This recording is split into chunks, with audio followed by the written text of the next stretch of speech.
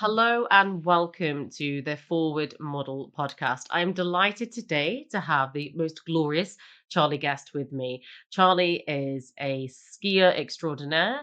Alpine skiing is your thing. Team GB, like 2 times Olympian, gonna smash the next ones as well. So thank you so much, Charlie, for joining me and having a chat because this is the first time we've had a guest on the podcast.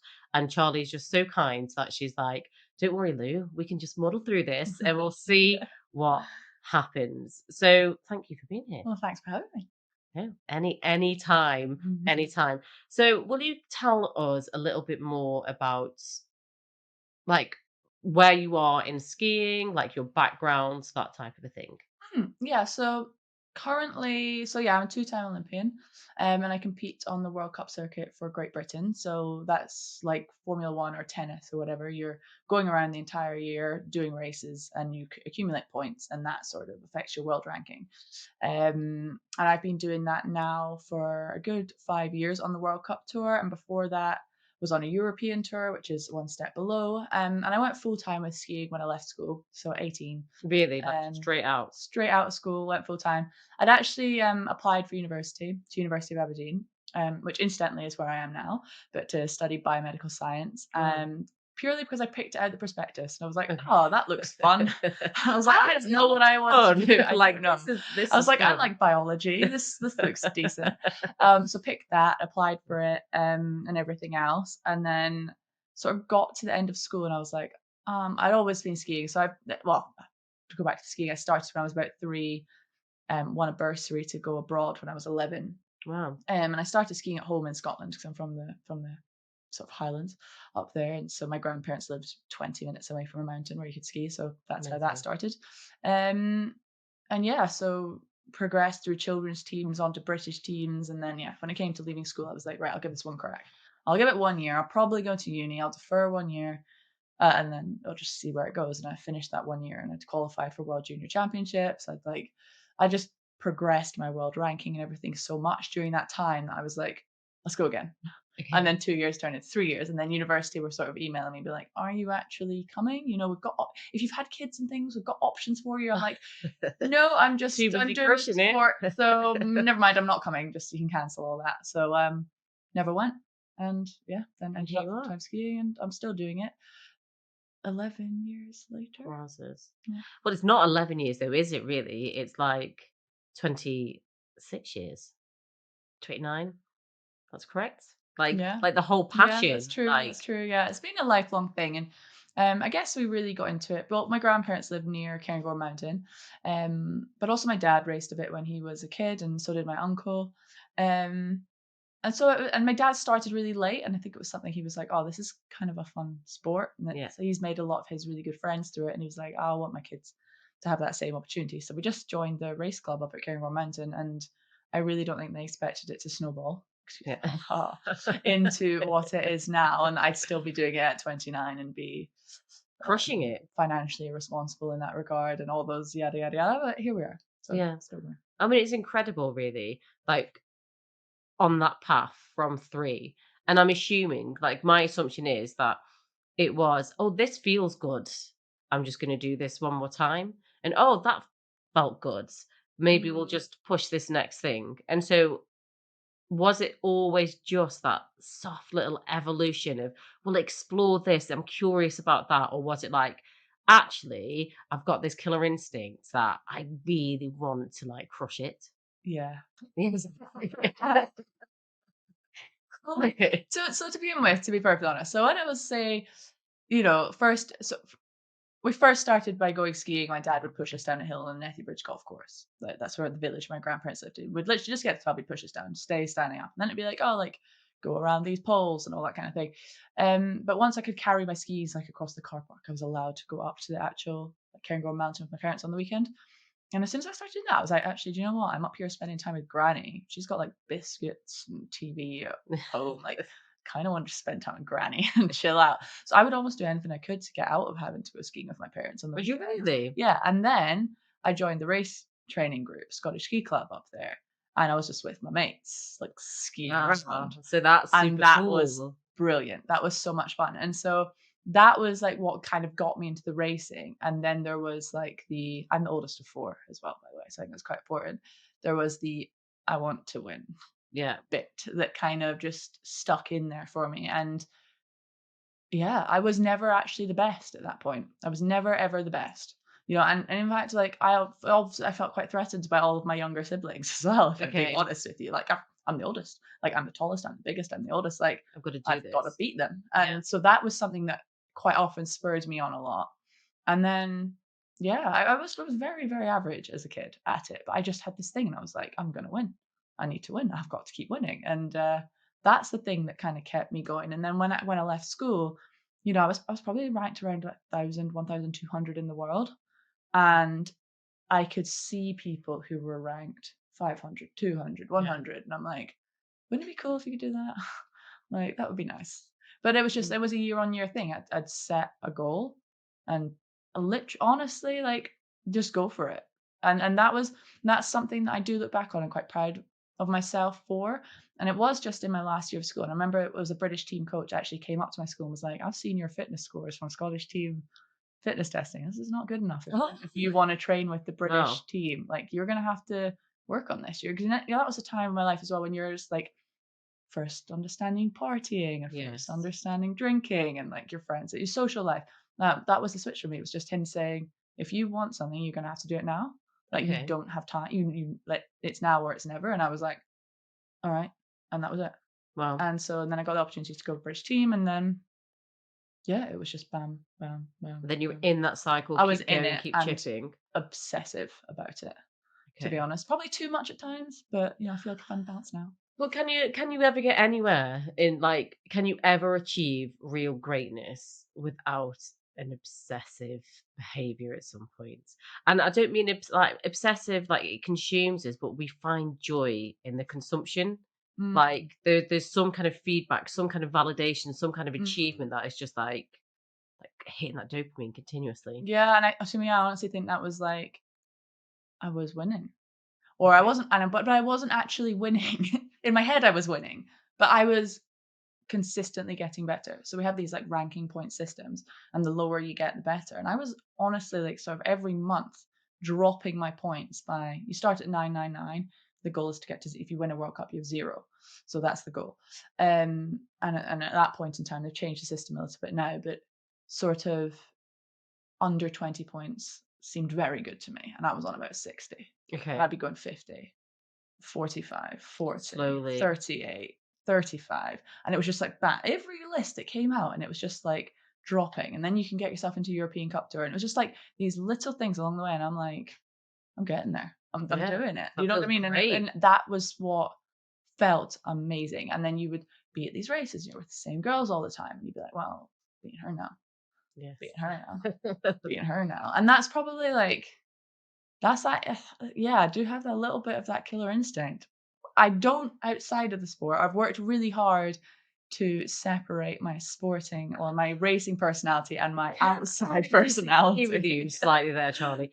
Charlie's my buddy as well, and she's talking utter waffle. Because from what I know of Charlie, she in her private life, in her personal life as well, she is still determined, dedicated. Yeah, yeah, but If she I'm not sees like, something "I'm that gonna needs to beat be done, you." no, but you're like you will see something through, and it doesn't matter how hard that is or who you have to take on, because it's one of the qualities I absolutely adore about you. Like I'm always a bit inside, like I want to be Charlie when I grow up. Like and it's not about any of your accolades or any of your achievements. It's like you have got this core within you that when you see something that needs to change, you really follow it and you are passionate and you care and you know how to apply what you know to get an outcome that you need in the future. And Okay, well, that's fair, so okay. impressive. I It's so think of it that impressive. way. I hadn't thought of it that way, to be fair, because I kind of thought of it as like I was this killer instinct person. It probably got in the way of quite a lot of my relationships with maybe my family or my siblings or a couple of teammates where I was like, I want to win. Yeah. And I was a little bit ruthless in terms of Yeah. How do I get positioning there? myself. You Yeah. know what I mean? In terms of being very just I was just an extreme I am competitive, and I was an extremely competitive person. I've really tried to sort of separate and be competitive where it matters. So that is Yeah. when I'm racing, Okay, when there I'm we go. skiing, There's a nice rather than distinction. in the gym. Like, we'll sure we'll get onto it at some point, but like in the gym, it's you v you. It's not me v somebody else. Another person's a completely different body, a completely different person. They've got their own strengths. I've got my strengths, and it's kind of understanding that from on the outside of the mountain perspective is that it's me v me, and on the mountain it is also me v me. But like in the races, like at that point in my life, it was a good ticking down of like who are you beating, where are you getting to. I just at that point, I also had the attitude of if I work harder than everybody else, I will be better than everybody else. Yeah. And And that was it. but to be fair, like there's so many ways you can actually go with that one sentence because I'm obviously all about positive psychology, and one of the big things within positive psychology is that sense of accomplishment, like part of the PERMA model, which is like the foundations that we want to have this thriving life. One of them is like a sense of accomplishment and achievement, and that mentality of I am going to do what it takes regardless, that is always going to put you ahead. Bec- depend It's also very in the my flight head. path Yeah, benefit, right? I'm thinking about fit showing up, going, Yeah, moving forward, not like manipulation and things like that. yeah, Um, like you show up every single day, and like perseverance over perfection. yeah. It is the progress, but finding that healthy balance. But it must be the critical point. But it makes me think what you said before. Like you began the conversation saying, "I'm the eldest of four," and I think that's Mm. important. Like, why? Because I was not letting my younger siblings show me up. That's an it was like, "How am I gonna Was right. And do you know what? I think that was a huge part. And because I remember, and like, I hear about it on quite a lot of other podcasts and quite a lot of other things is when people are like, I want to be remembered. Yeah. I think also that being the oldest of four, and there's a 4-year gap between me as the oldest and the youngest two. Oh, wow. So the youngest two are twins. You were really knocked off your perch. I was knocked off my perch, and I think that was it. And like I'm not an expert in psychology and everything else, but maybe as a kid I got kind of pushed aside. I had all Yeah. these younger siblings coming up. They were taking up my parents' And time, and like, twins coming in as yeah, well, twins coming which in. Like, so goodness knows how my middle sister feels. In the middle of all that as well. But and I just I had this thing is like I'm not going to be forgotten. I'm still here. I am the queen of this place. I'm running this show. yeah. Like you lot get in line. I'm the boss, and I'm still like the tallest one, the biggest one. Yeah, like Everybody else. Do you know what I mean? It's like I think it was a lot of no. None of you stay in your place. Like I'm me, and I'm going to be the best, and you guys remember that. And so I think that was a huge part. And I do vividly remember at one point it coming into my head like, I'm not gonna be forgotten. good for I'm you. gonna I'm gonna be here. And like there's even like little bits that and this is one memory that really sticks with me is in school. Like I was a very, very shy kid, actually. So all of this confidence I'm putting out now, that was all inside. That did not portray outwardly. Which I Out can't of my imagine. outside of my family environment, probably. In the classroom, very shy, just conformed, listened, was terrified of getting in trouble, was just like would just toe the line, but be very boring. Not boring, shy. I was just very shy. I was Yeah. scared to Like internalizing yeah. everything. I was quite scared, I think, to put myself out there and like even have my own opinions on things sometimes. And that took quite a lot of work to, I suppose, like let myself do that. But primary seven had this teacher, Miss McDonald. I like that. So I feel like a core memory was just touched on. The In eyes core closed. There memory. was a breath, and there was like It a is, realization. I quite often think about it, and I kind of hope Miss McDonald listens to this at some point. So, like, my mum couldn't pick me up at like whatever time school finished. I'd quite on a Friday because it finished earlier than the rest of the days of the week, and so I'd stay in after school for whatever it was, half an hour, 45 minutes, and it was Christmas time. Miss McDonald was writing Christmas cards to everyone. She counts through them. She's like, Charlie, can you just go put these out on everybody's desks? I've missed one. Can you tell me who I've missed? And I was like, oh, you've missed me. Yeah, after doing this, and I remember that just being like Oh, one of those things that I was just like, "Oh, like, like a sucker punch. yeah." Do you know what I mean? Like, she forgot me.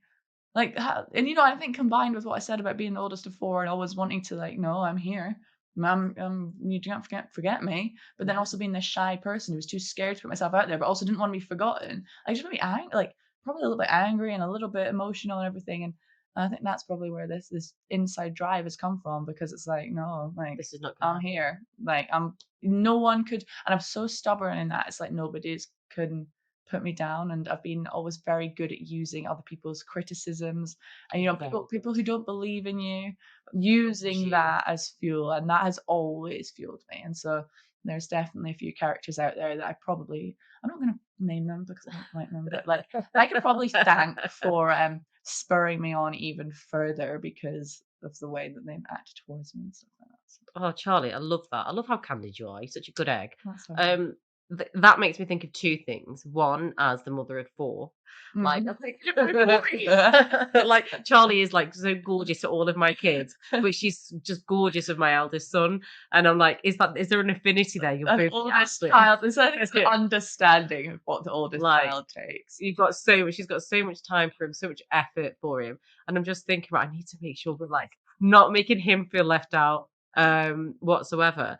But I just find it, I love mindset and I love how we are so different because as you're speaking to me in my mind, I'm like, wow, because like you internally are like the opposite of me. So when I have like negative criticism, like I have that, I will discuss it later, like the idea of mindset.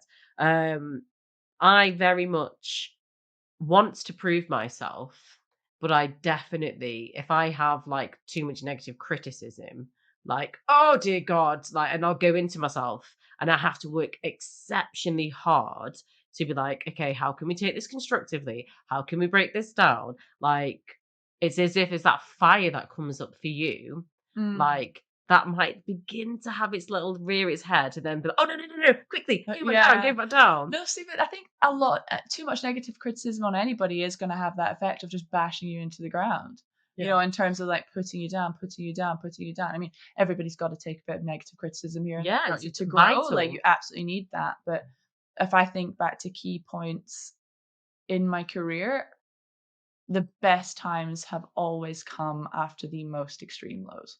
Yes. Like, the most extreme, like, lows, and there's times when um my self-confidence has just been at ground level, my self-esteem, everything ground level. And I've been down there for a while, but then it's been that build back up. And it's like that yeah, the fire you talk about, like it builds and builds and builds. And then suddenly that bit of me that's like, no, do you know what I mean? You are who you are. Yeah, Like you will not be forgotten. You're this. And then I that just love comes that. and it completely like elevates that kind of action, that fire to a whole new level because I'm all of a sudden like, actually, do you know what? I don't care about all that stuff. I think the biggest example of that in my career has probably been after my first Olympics.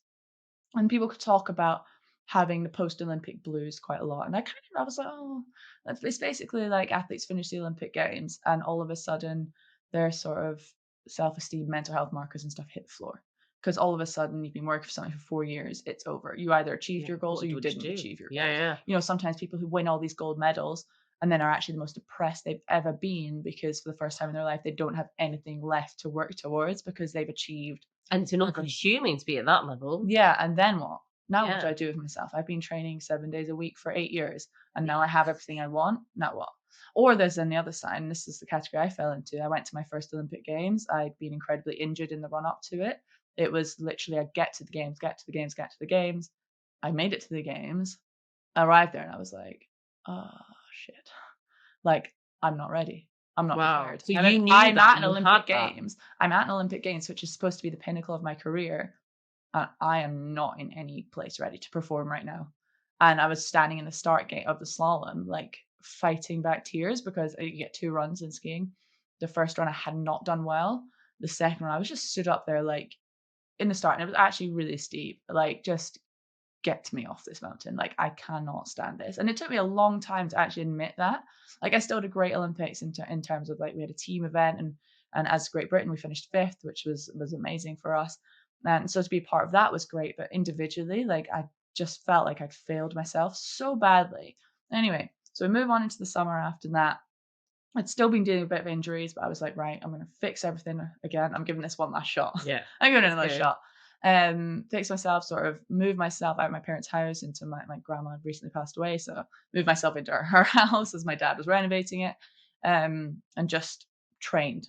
Just put my head down, worked, saw physio. I started my first ever sort of proper relationship. And then we get to sort of and this is all starting off. This is May, June, having a lovely time. Have a great summer. We went down to New Zealand, like, actually won some Amazing. races for the first time ever. First time ever, first time for about 3 years.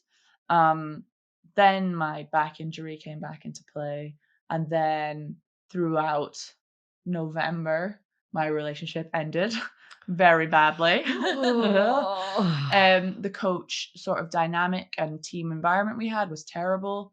I was like, "Do you know what? I'm out. I'm finished." Wow. I was in Austria trying to rehab by myself. We didn't have the sort of team funding or team structure that you would expect a national team to have. So I was out there doing stuff, trying to do it all on my own, which I'd done a lot before anyway. And I phoned my mum up and I was like, "Can you pick me up from the airport today at 3? I'm coming home."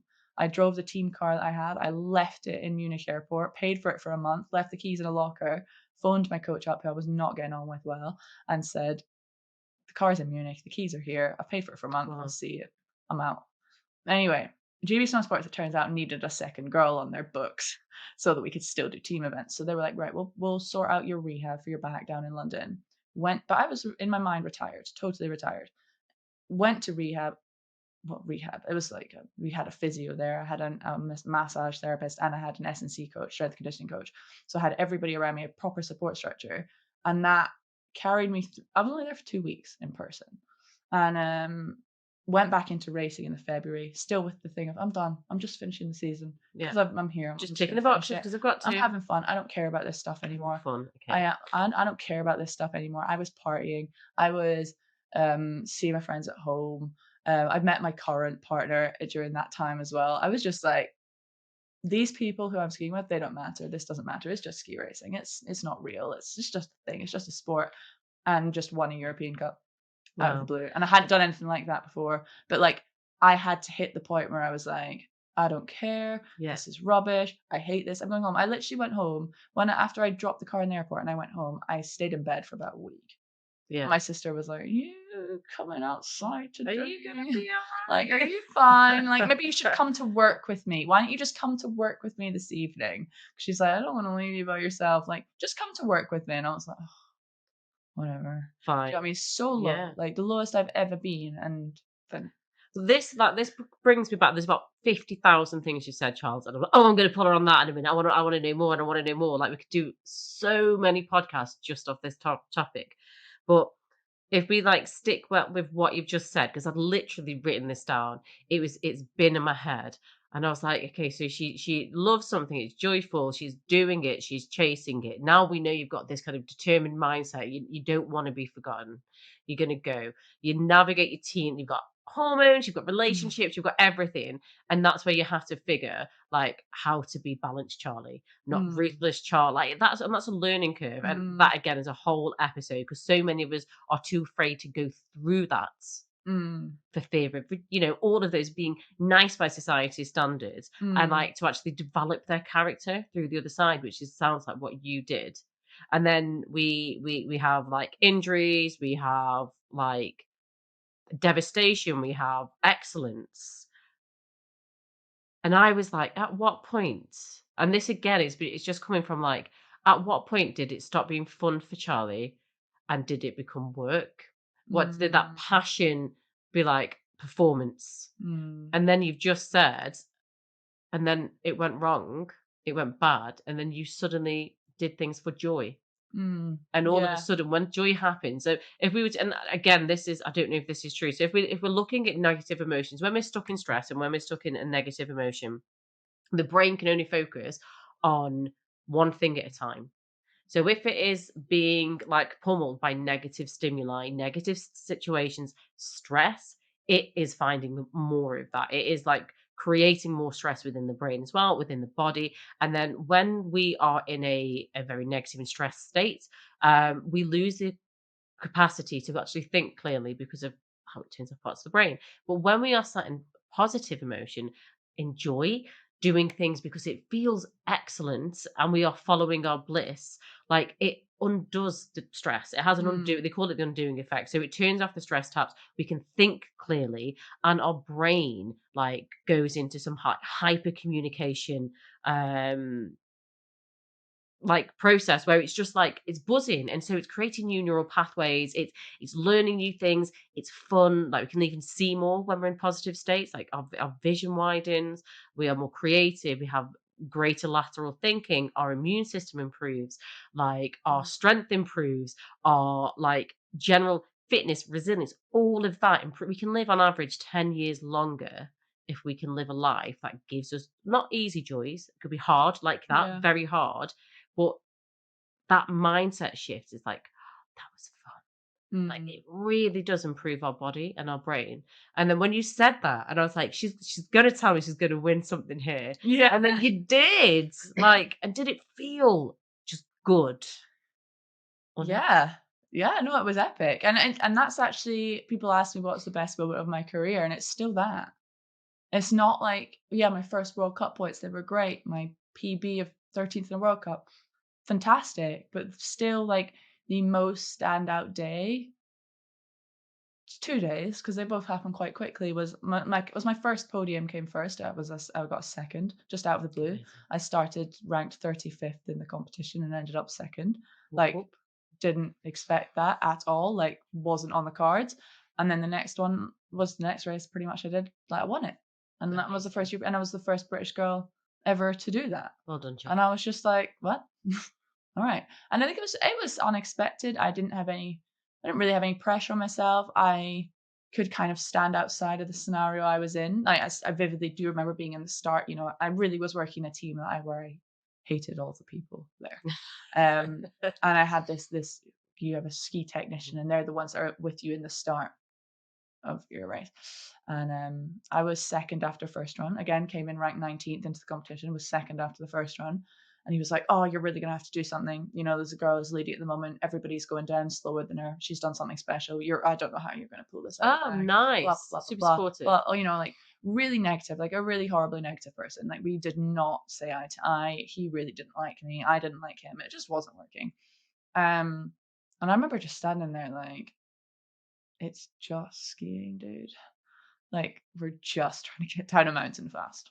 Like, That it is not respect. the end of the world. Like, I am and at this point, I had actually reapplied for university. This is the other bit I forgot to mention before. I'd reapplied for university. I'd You got in. literally checked out. I'd got in. I was off to study physiotherapy up at Robert Gordon's uni in Aberdeen. Like, I was, yeah, cool, fine. It's just ski racing, I see.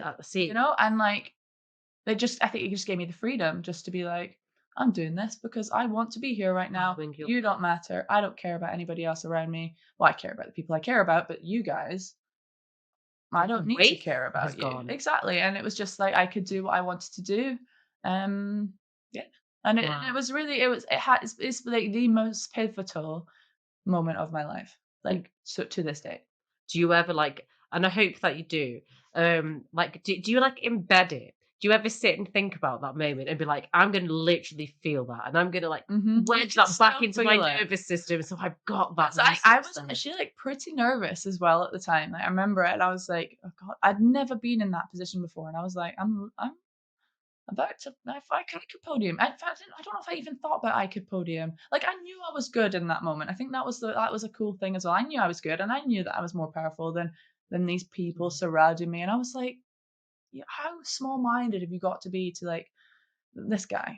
He really got on my nerves. He's the sort of person, if you're performing well and if you're a fast skier, you're a good person. Oh wow. And then I suppose like, and the bigger point here is learning, and this is maybe another whole other episode, was learning to separate my self-worth from results was Oh no, important. if you can But bottle he that couldn't, and I teach will, that to we will.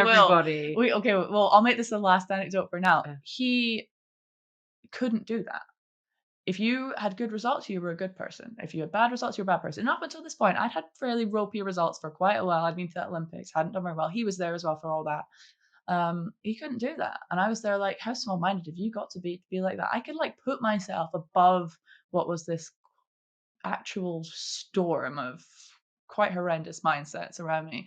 And, like, I was there, I was pretty nervous. I just remember, like, unzipping my suit a little bit, just breathing, being like, "It's just ski racing," and then just going. Yeah, some And that was, like, the perspective. best thing. And it's still really what I try to do, but the problem sometimes comes when you're faking that. Because now I'm obviously still ski racing. I didn't leave. I did go to uni. I didn't leave. I'm still doing it, but I do care about it.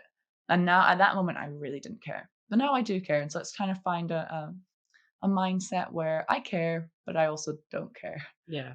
And as to give me it's that gonna be a freedom again. lifelong, like, for everybody, that's a lifelong journey, Mm. isn't it? That's And tricky. but it's having you've now, like you said, you could put yourself above things, and that's having that, like, self-awareness to be able to, like, see when you're knocking on that door of, like, this is too consuming in the bad way. Mm. Surrounding yourself with people because 'cause you've learned how to be in different situations who are gonna be like, "Charlie, like, is this too much at the minute? Like, do you need to go and, like, follow some bliss, woman?" That kind of Do stuff. my gardening. Do you gardening? Like, Charlie's garden is the best garden, and she's like, "This is what a stressed winter does. I go and fix my garden." Did you know what I really enjoyed about the whole story was excellent, but you said, "I knew, like, your self-worth, like, was there," and I feel as though for men and men as well, but for many females, it feels well, I can't celebrate Mhm. who I am and my strengths, and I can't back myself. Mhm. And I loved hearing you say, like having confidence, it's self-efficacy. So it isn't even Mhm. about liking yourself. It's like, actually, I know I can do that, Yeah, and I and think for that's good. females, we're always taught to, be that shy kid in the corner, toe the line. Like like I talked about, like me as a kid, basically, you're taught to just be quiet, just do your job, do everything excellently but quietly. And it was like the moment where I kind of realized, like, can I swear? You can Even through swear. swearing, and I was just like, "Fuck you all. I'm doing this. This is for me. I'm rising up. Like this is it." I love it. And then that's really what's helped me actually. Charlie, I feel like basically what's happening here is we're gonna actually create the Cool Girls Club. And it's for every woman, or like whoever who's like, "Do you know what? I'm sick of playing small. I'm gonna like chip away at the dreams, the confidence, the skills." Like genuinely, there's about 50,000 podcasts just in what you've said to me then. I reckon we should wrap it up for now though. But thank you so much. My head's buzzing. Mm. There's gonna be like I'm thinking of questions I'm gonna write for our next chat. But thank you for telling me this much. No, You well, are thanks for having just me. awesome. Fun. Fabulous.